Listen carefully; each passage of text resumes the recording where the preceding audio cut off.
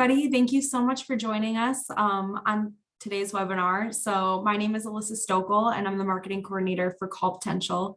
If you're not really familiar with us, CallPotential is an all-in-one communication platform. So we have a lot of different solutions that include call center software, collection and lead management, as well as our newest product, marketing analytics. So today we're going to be kind of going through some new voice technology and how it's really getting its start in self-storage. So before we go ahead and get started, I'll pass it over to my awesome coworker, Scott, and he'll give a brief introduction. All right, thanks, Alissa. Thank you. Just a little background on me. I've been in self-storage for 8.5 years. I've been on the hardware and software side as a vendor. And so, I used to compete against CallPotential. I joined the team about 3.5 years ago. I always tell people if I can't beat them, I'll join them. So with that said, so Alissa, tell us more about the voice innovations and specifically Alexa. Sure. Yeah. So let's kick it off. I know if you're watching this, you probably use an Alexa or maybe a Google Home, or maybe you've even used Siri in probably the past week to find a new restaurant or get directions somewhere. So I want to first start off this presentation by kind of debunking this common myth that voice is dying. We hear it all the time that customers want less interaction and people want to talk on the phone less. I know I'm one of those people for sure, but the fact of the matter is voice really isn't dying. And in fact, it's really growing. So we have some data here that we'll kind of go through. So Scott, can you kind of walk us through what exactly is happening in self-storage right now? I mean, this data looks pretty sufficient in telling us that voice is really on the rise. So can you kind of tell us a little bit more? Sure, you bet. So basically what it's saying is, consumers are trying to reach you and they're still calling. So at the beginning of the pandemic in 2020, there was a massive shift of let's do contactless. And so what we did see in the data is that calls just didn't taper off. Matter of fact, it started to increase, and it was increasing significantly into 2021, as well as now into 2022. So when we say contactless, many people think, the social media, website, text, email, and the reality is phone calls are still dominating. So I guess, Alissa, tell us what's changed. Yeah, sure. Wow. 27% year-over-year increase. That's pretty crazy. So what's changed? Like Scott said, well, obviously the data hasn't changed, right? I mean, we're not losing calls. In fact, it's growing a lot more, especially since the beginning of the pandemic. People want to talk to people, especially over the phone, and hear another real human's voice. So if it's not the data, it's more so how we're able to get the data, right? So because of this new technology, we're able to kind of pull data from all of these different silos and really place them into like an all-in-one kind of platform so that we can really give our tenants a better experience, right? So you're using that data to really hone in on what your customers want. So today, what we're going to kind of cover, we've talked about it a little bit, but we're going to cover what voice technology really is, what it does, and some of the benefits that come along with using it. And we're also going to talk about how it can be used to recover some lost leads. So a lot of people get calls, and once the call is dropped, they don't know, they lose all of that data. So we're going to talk about how you can rescue leads, as well as how it can work in tandem with your property management software and other data that you already have. And then another hot topic, of course, is staffing, especially now. A lot of people are having staffing issues. So we're going to talk about that and how it can work to help with your staffing, as well as PCI compliance and some takeaways. So Scott, with all of that being said, do you want to kind of talk about the customer experience in the past and what it's been like in self-storage up until now?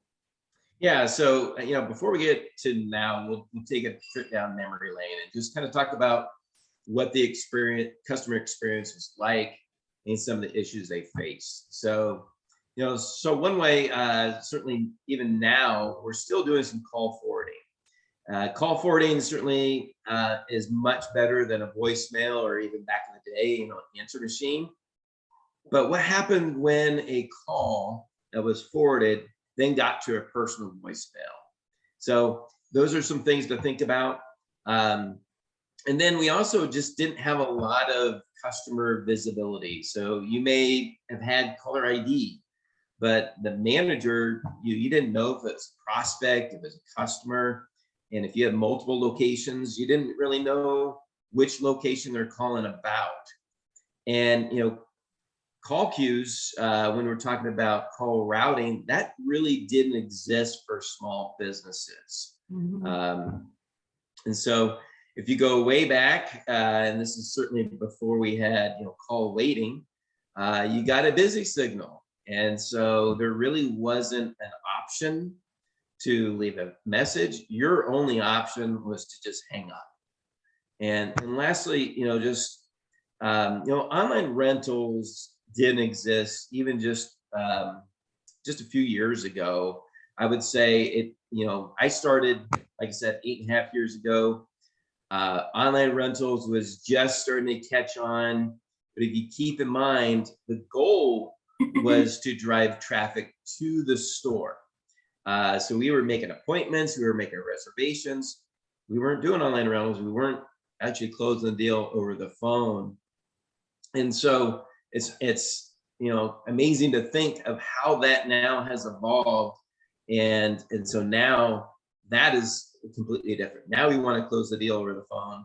Now we want to make sure we get the rentals through the websites.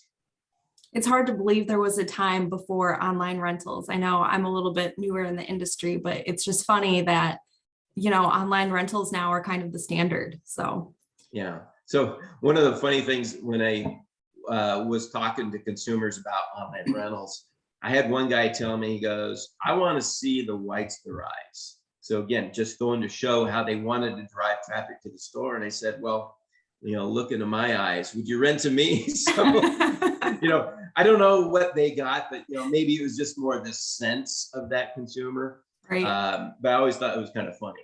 Oh my gosh. Awesome. You remember this thing? So, I've got two girls. One's 13, one's 14 going on 15. They have no clue what this is. Matter of fact, I recently received a new phone book on my porch. And you know what? They renamed it. It's called The Real Yellow Pages. It's almost like it's some reality TV show name. But if you see them now, they're not as thick. There's been a dynamic shift to Google. And so, this is certainly, it's dying. But we now Google everything. And as a fellow Gen Zer over here, I can't say I've ever actually used a phone book or a Yellow Pages. So, but kind of an example that I can think of is Luminatis. I don't know if anyone's a Chicagoan that's watching this, but I just called them a few weeks ago, and they even have a callback option. So it just goes to show that this voice technology is really, really widespread. We're seeing it everywhere. We're seeing it in airlines, in the healthcare industry, restaurants. It's really changing and really starting to infiltrate self-storage, especially. So moving forward, we're going to kind of talk about the future here a little bit. But yeah, we're just here to say that voice technology is really going to be the future, and it's going to be become a huge part of self-storage here. So maybe if you're watching this, I don't know if you use a call prompt or an IVR, like press 1 to make a rental or press 2 to make a payment, that kind of thing. Scott's going to kind of walk us through a little bit of voice technology and how that kind of gets incorporated. Yeah, so, okay, so let's talk about IVRs and really what it is. So, IVRs, it's not ideal for a customer experience, but it certainly serves the purpose of directing a caller to the right place. The downside is it does require the consumer, the caller, to have it do a manual process.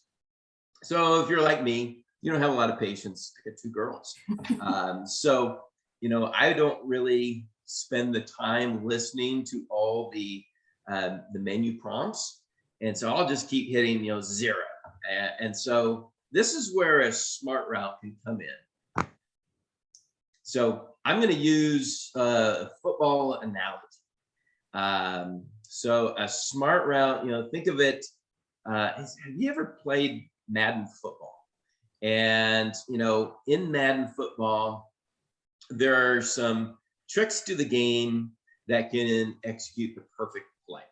So the QB automatically throws exactly where you want it to go. As it relates to self-storage, that's how we want to execute our calls. We want to have those go to the right place without little, input from the caller.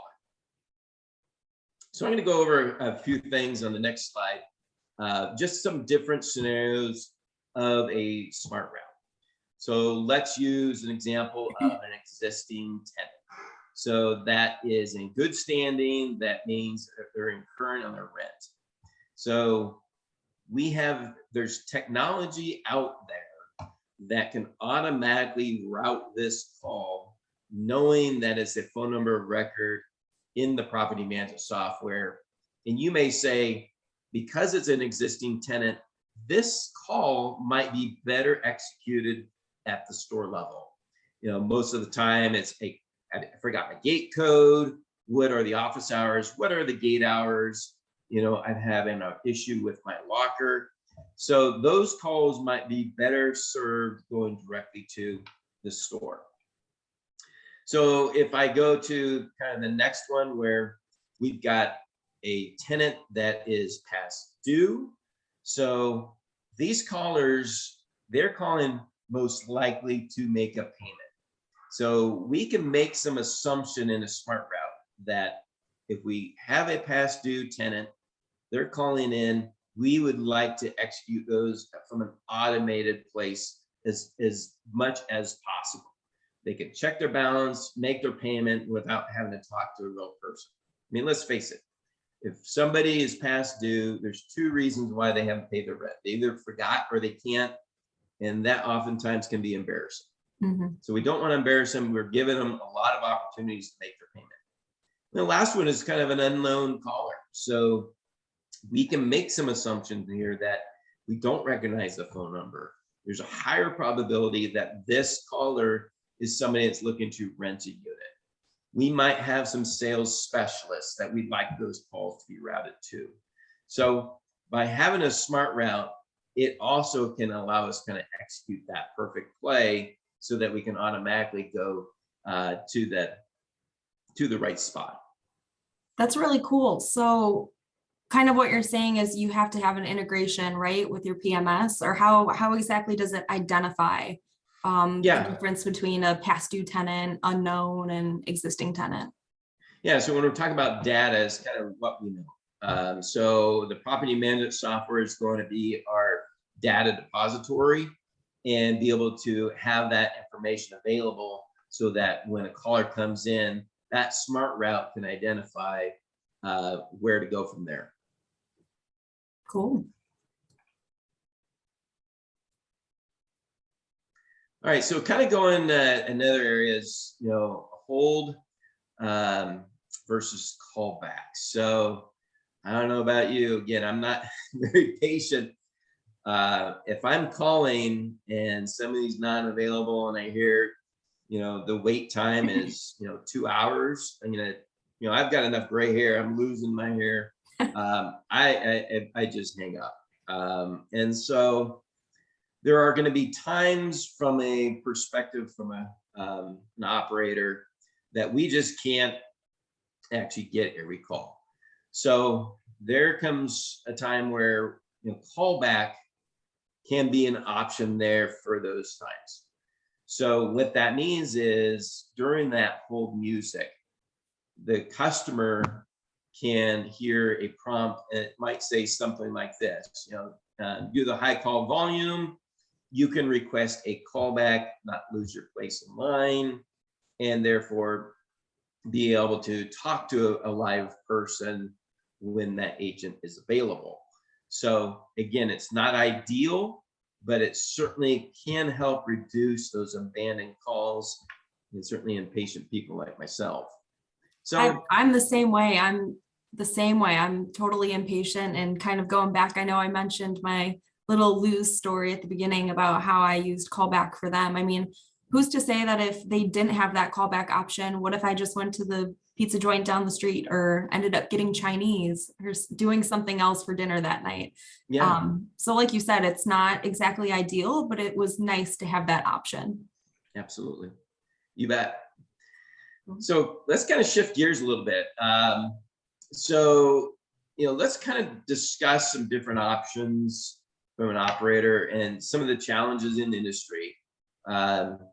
So if any of these questions pertain to you,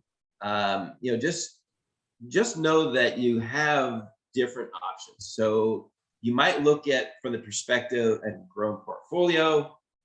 There's so many factors that go into the decision of how you want to run your business, how you want to grow that. So as you're planning that growth, start thinking about scaling using your existing staff and resources. And I know that when a new site comes online, you just want to flip a switch. And so there's always a lot to do, but, ask yourself, how quickly can you transition, taking calls and renting units with minimal disruption? And so go kind of the hub and spoke model or unattended sites or just kind of that centralized model. This certainly is becoming a lot more popular, as they're trying to expand their portfolio. We're simply just running our sales and service operation from at least one location. So it could be from home, could be from an office, or even from a property. So just ask yourself, as you are looking to expand and grow your portfolio, is this a model that could work for you? So over certainly the course of the last couple of years, we've had a lot of business disruptions. There's always going to be snow, there's hurricanes, flooding, but this pandemic definitely threw a monkey wrench into a lot of people's operations.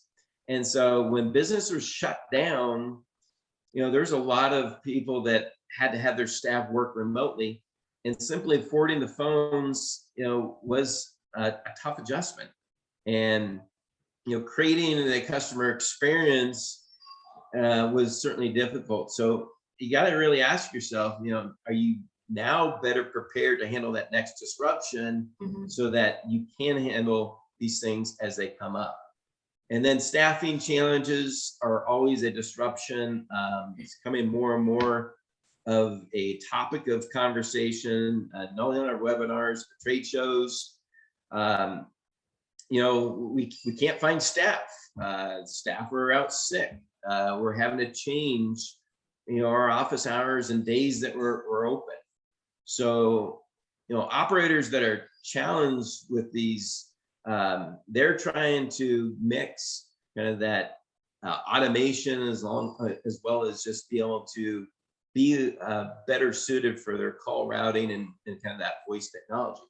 So, one kind of form of automation that could help a lot of operators is, again, just kind of reducing those payment related calls.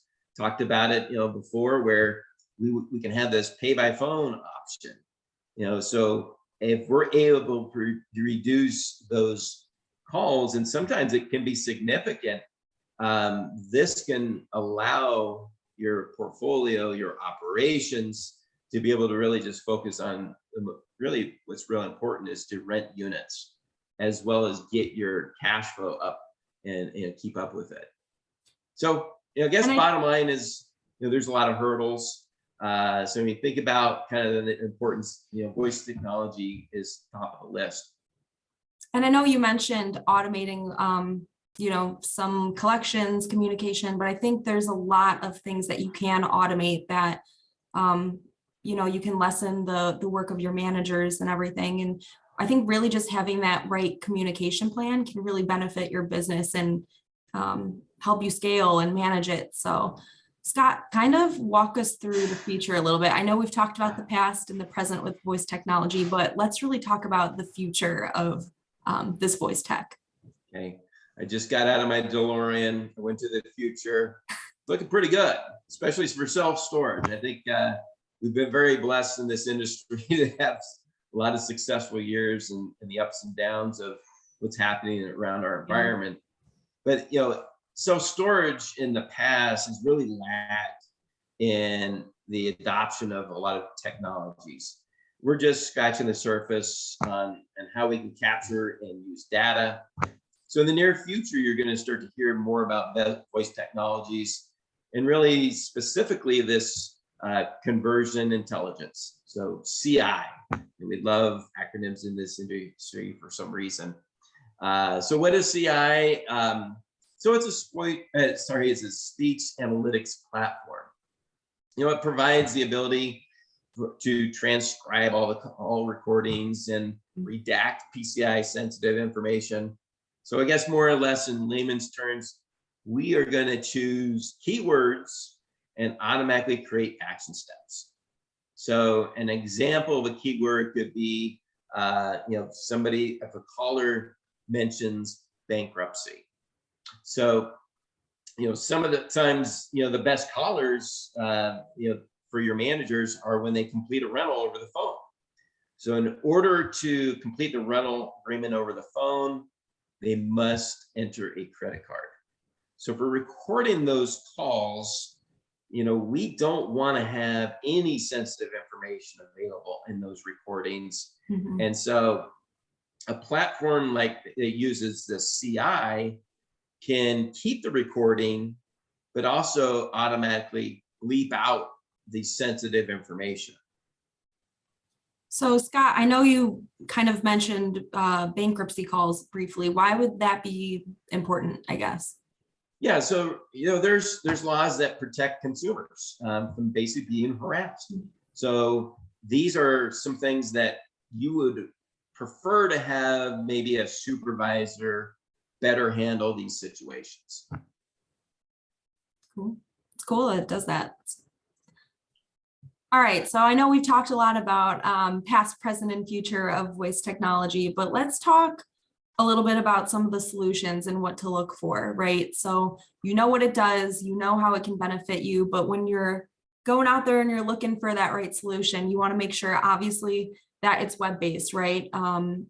You want to be able to have your managers work from anywhere, and you just want that flexibility, like we kind of talked about.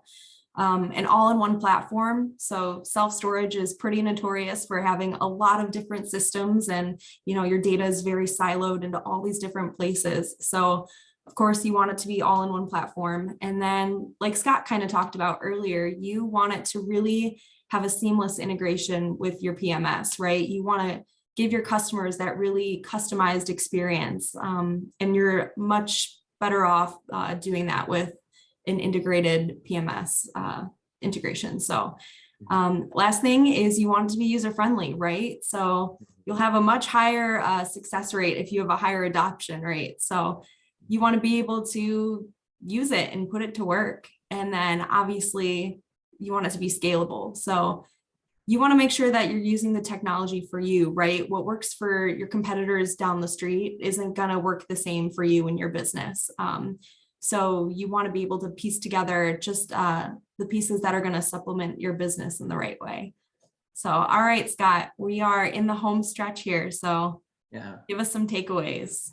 Yeah, you know what? Baseball's back at the time of this recording. So we're heading home. We're rounding third base. So here's some takeaways. You know what? Do a call audit. See what's working and what needs to be improved. Do you know how many calls you're missing? Abandoned calls. Is there a time of day of the week, time of the month that you have higher call volumes? Losing a rental can be extremely costly. Don't be afraid to hire a professional consultant to do your call audits. There's a lot of great professionals that are out there. Utilize those resources.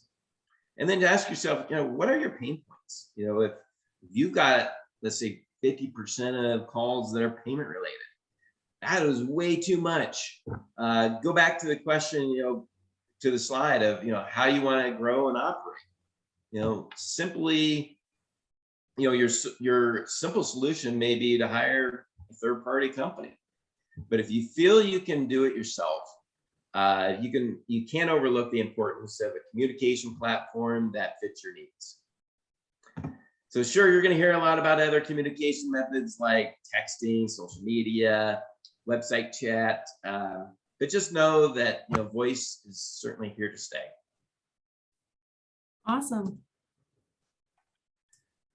All right, guys. Well, thank you so much for tuning into our webinar. If you guys have any questions, feel free to reach out. I know we've got our contact information up there, but connect with us on LinkedIn and stay tuned for more webinars. We have a bunch more to come. So thanks again for joining us, and see you in the next one.